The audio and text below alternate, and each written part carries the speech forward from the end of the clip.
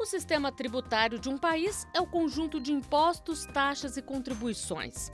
Através dele, o Estado obtém recursos para cumprir suas funções, como a oferta de bens e serviços públicos.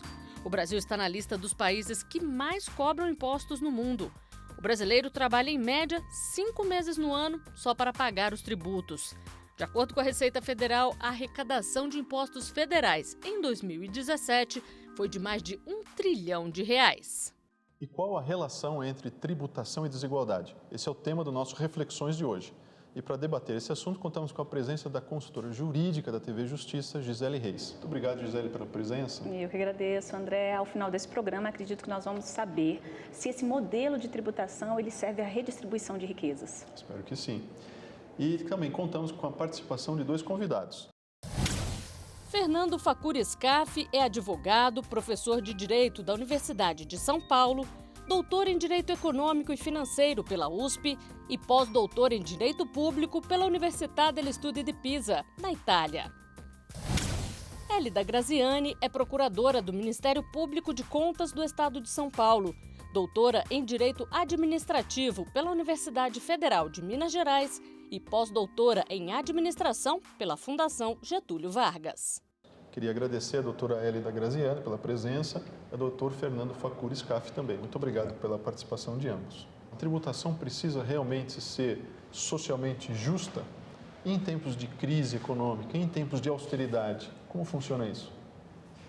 É interessante, caro André, caros colegas de debate, que a gente faça essa reflexão sobre a tributação e a desigualdade em um momento de emenda 95, de ajuste fiscal, até para retomar a perspectiva de que o orçamento se equilibra não só do ponto de vista do controle das despesas, mas também na busca das receitas que se mostrem para a sociedade como as capazes de enfrentar os desafios que temos, inclusive dados pelo Constituinte de 88.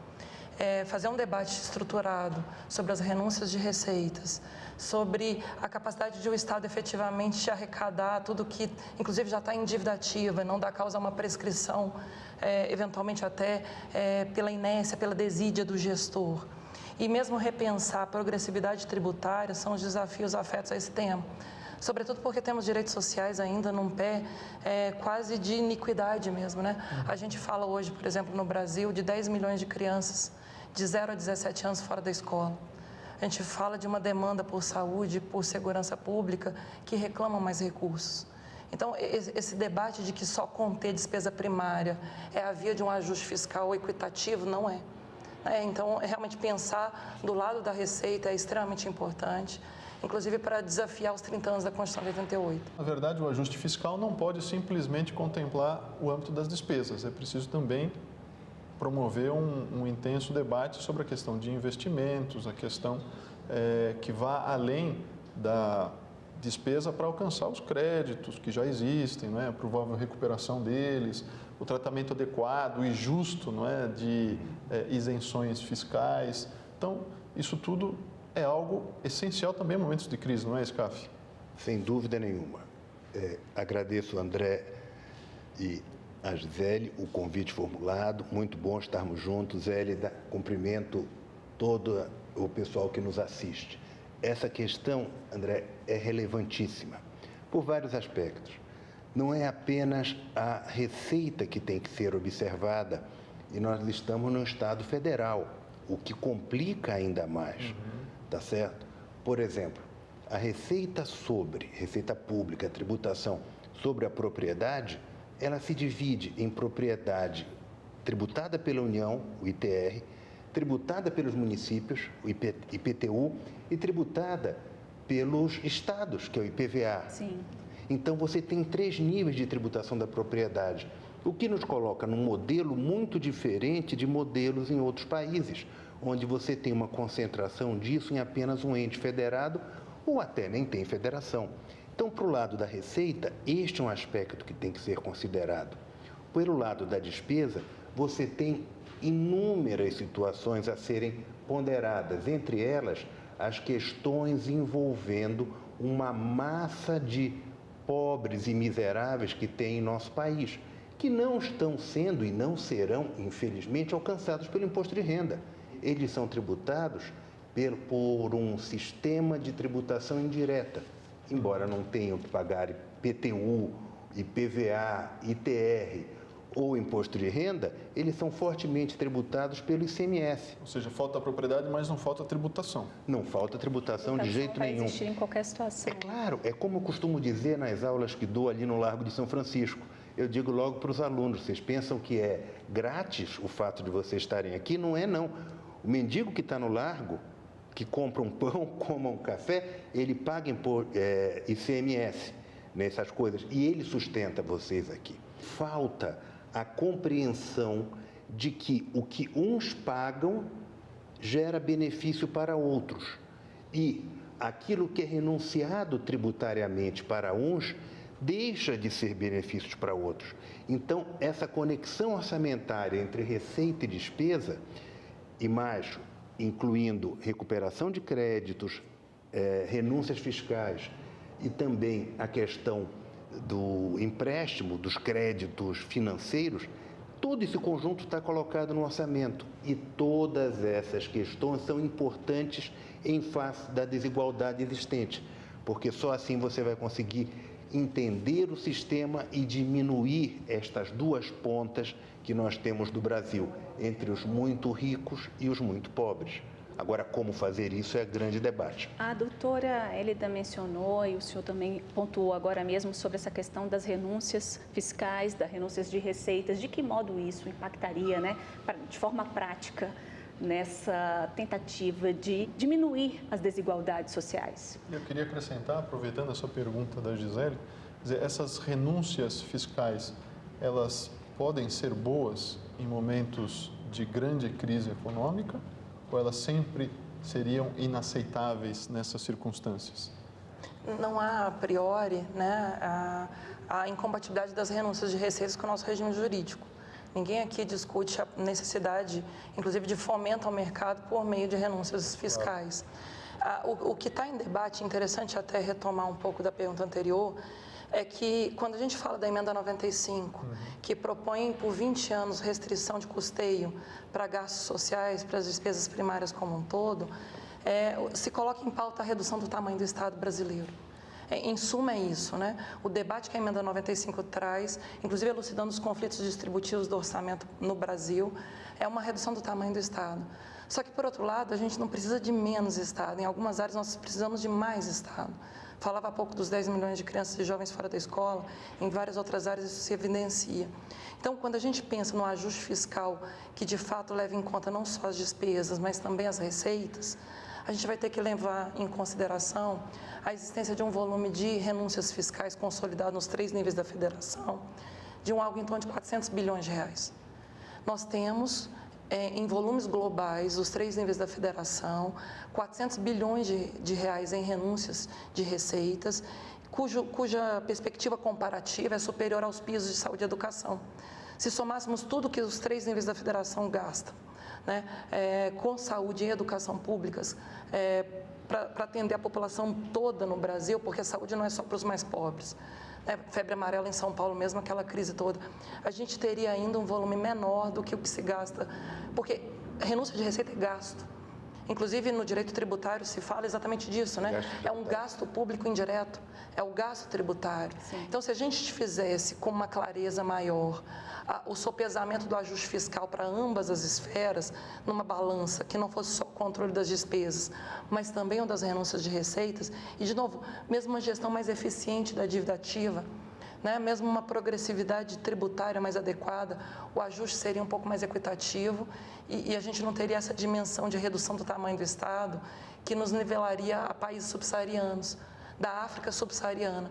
O Brasil pode, ao longo desses 20 anos da emenda constitucional 95, ter um patamar de gasto social inferior a países da África subsaariana, com uma majoração da desigualdade gritante. A emenda constitucional 95 efetivamente acaba promovendo a redução do Estado e isso significa o quê para a sociedade? Significa um volume menor de serviços públicos. A estrutura estatal, ela que já não prestava serviços num nível compatível com aquilo que é a expectativa da sociedade, né? Ela vai enfrentar um declínio muito grande a partir da emenda 95 por pela contenção de gastos, de despesas que a emenda 95 faz, sem a perspectiva de que o país vai aumentar, né?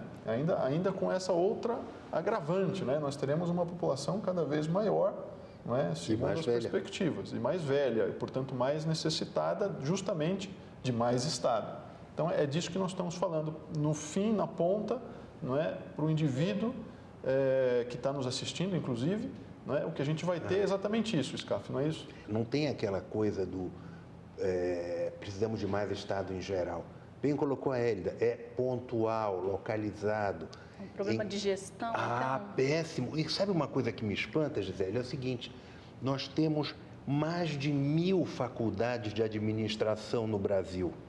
Cadê os administradores para gerenciar esta coisa toda? Se de um lado, olhando em números absolutos, o brasileiro paga muito, olhando em números absolutos, porque quando a gente separa os grupos que pagam, a gente vai ver que uns pagam muito, outros não pagam tanto. Mas em números absolutos, se paga muito, se tem um retorno do Estado muito ruim, em termos de qualidade e em termos de expansão, porque não consegue chegar na ponta dos mais necessitados com qualidade. E aí a tributação, que é de responsabilidade do Estado, em toda a sua significação plena, não é? A tributação e o Estado, portanto, agem promovendo mais desigualdade.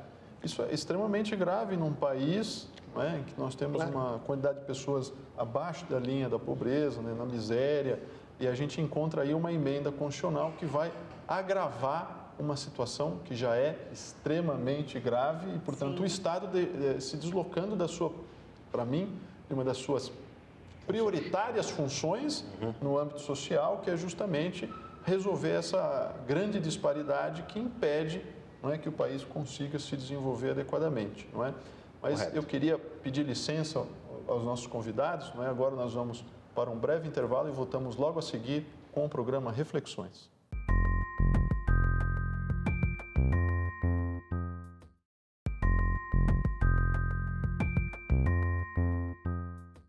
Estamos de volta com o programa Reflexões e hoje estamos falando exatamente sobre a tributação e a desigualdade.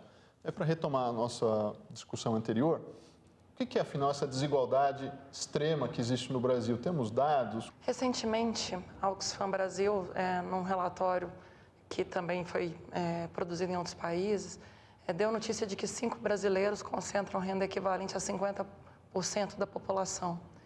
E há um estudo também do IPEA, o Rodrigo Orair e o Sérgio Gobetti, em que eles dão notícia de que 71 mil pessoas concentram renda equivalente a 8,5% do PIB e que isso só seria tributado em 6%.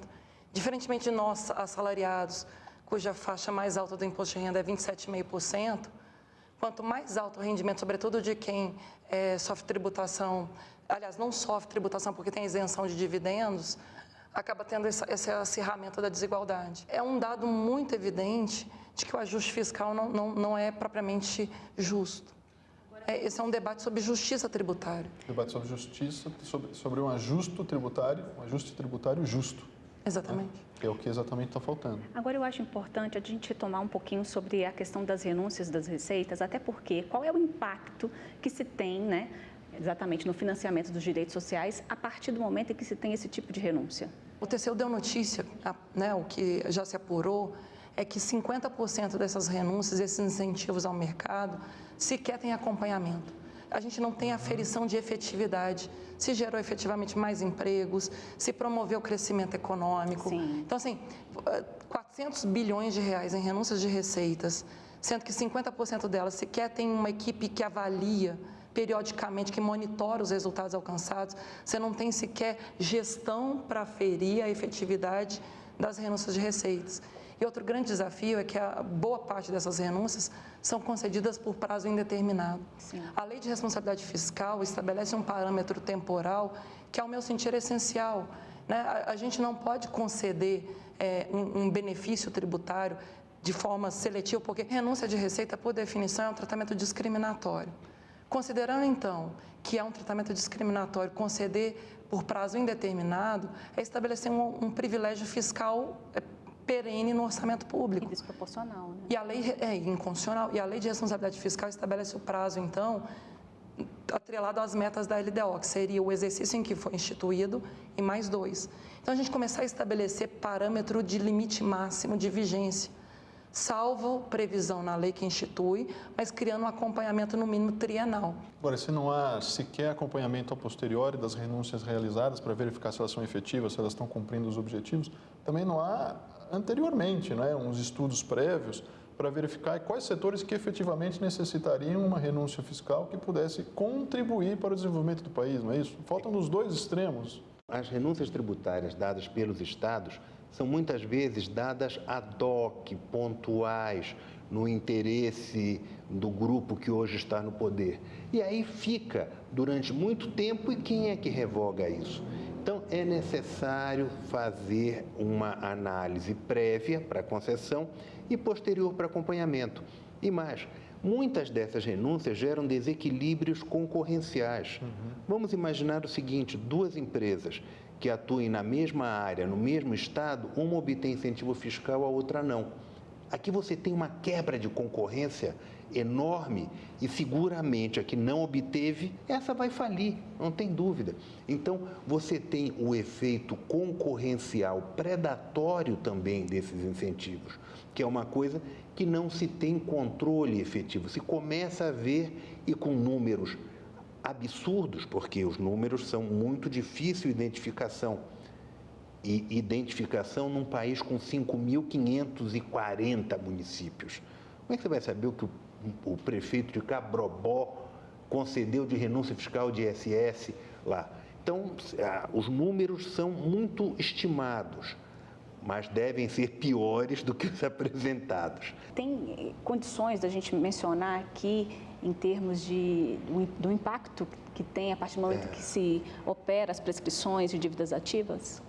Gisele, isso dá um belo debate, por várias razões. Primeiro, existe uma questão que dá uma certa trava na perda, na prescrição da dívida ativa, que é o artigo 40 da Lei 6.830, da Lei de Execuções Fiscais, que quando o sujeito não tem bens, se espera pelo menos 5 anos para que aquilo vá ser arquivado. A questão da pegadinha dessa Lei 6.830 é que estabelece um prazo de 5 anos para que haja a prescrição.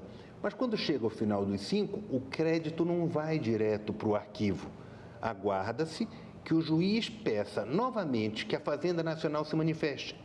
Que a Fazenda Nacional vai dizer: aguarde-se novos 5 anos. E não pode caducar. E isto vai ficando, não tem baixa nesse negócio. Se me permite, apenas para dar a dimensão da grandeza, a gente tem dívida ativa, algo aí na casa de 2 trilhões de reais, nos 3 níveis da federação. Então, essa ineficiência na gestão desse volume considerável de recursos públicos que o Estado teria a receber, nos dá a dimensão do problema, inclusive a título de ajuste fiscal mais equitativo. Há um debate ainda em curso para se pensar como tornar mais racional essa própria gestão da dívida ativa, essa gestão da receita tributária que o Estado não consegue arrecadar adequadamente. Quer dizer, uma série de fatores que contribuem, que nós estamos vendo o Estado contribuindo sempre para agravar mais a concentração de renda, né, no país e a desigualdade, né, e infelizmente, não é uma prestação cada vez menor de serviços públicos, e serviços públicos que continuam sendo prestados sem qualidade. E aí, retomando então essa discussão, qual seria o principal caminho hoje a ser trilhado? Olha, é um conjunto de medidas a serem adotadas. Posso te Claro. interromper? Vai, tranquilo. A resposta já foi dada por você mesmo. É um planejamento, né? O fato é que nós temos que ter um planejamento não só para a presente geração, mas para as futuras. Não se pode ter uma ideia de que a futura geração ideal é mudar para Miami ou para Lisboa. Não pode ser assim. O país dos brasileiros é o Brasil, a gente tem que tentar construir aqui. Do ponto de vista jurídico, nossa Constituição acabou sendo remendada pelo ADCT para criar soluções tópicas, soluções contingentes que geraram mais iniquidade.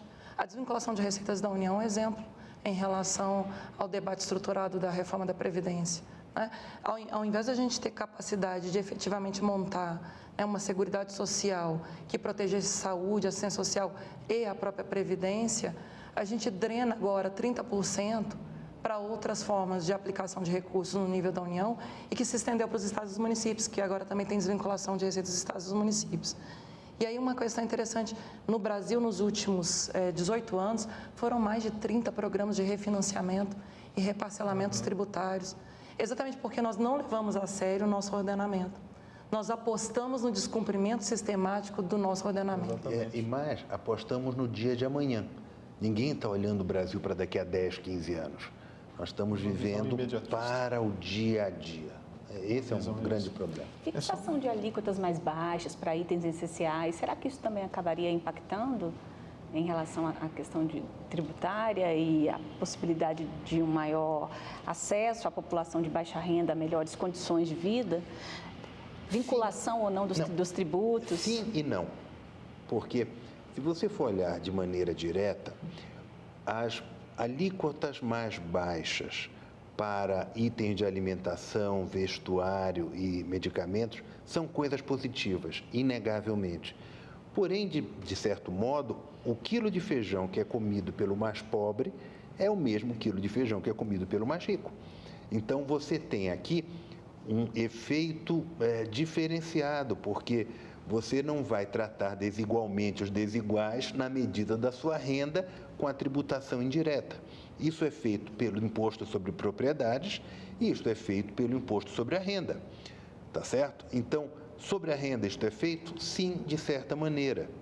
Por quê, de certa maneira? Porque os muito ricos têm como alterar as suas alíquotas de imposto de renda, tá certo? Fazendo como?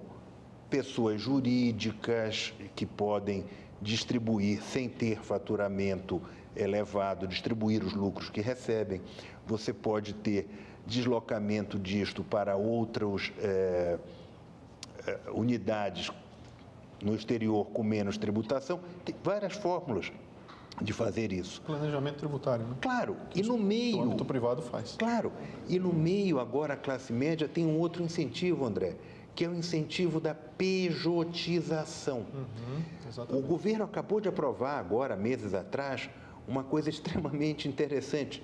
Você pode ter até mesmo a terceirização das atividades fins. Então, se você terceiriza a atividade fim, você pode ter mais lucro do que empregando as pessoas. Acabou a CLT. De certa maneira, vai acabar neste ponto. De qualquer forma, o impacto para essa nossa discussão é esse que você está colocando. Claro. Que é o agente privado tendo condições de escolher a sua alíquota. Cada vez mais a legislação promove esse tipo de abertura. Então, você tem várias questões no âmbito do imposto de renda, que é importante para isso, e várias outras questões no âmbito dos tributos sobre a propriedade, porque você tem 3 níveis federativos para tributar a propriedade, e isso gera uma incompletude, uma falta de sistematicidade na tributação da propriedade como um todo. Quer dizer, tem alguma coisa errada no planejamento. Seria um bom momento para a implementação do imposto sobre grandes fortunas, né? Esse é um belo debate. E explico por que é um belo debate. Mas isso já é um debate para um próximo programa. Bom, eu queria dizer que nosso programa Reflexões chegou ao fim. Queria agradecer a presença da consultora da TV Justiça, Gisele Reis, e a participação dos nossos convidados. A doutora Hélida Graziani, muito obrigado pela sua presença, pelo aprofundamento das discussões. E o doutor Fernando Facuri Scaff. Muito obrigado. Obrigado a você que nos acompanhou até agora. E para rever esse programa, basta acessar o site da TV Justiça, www.tvjustiça.jus.br. Muito obrigado e até o próximo Reflexões.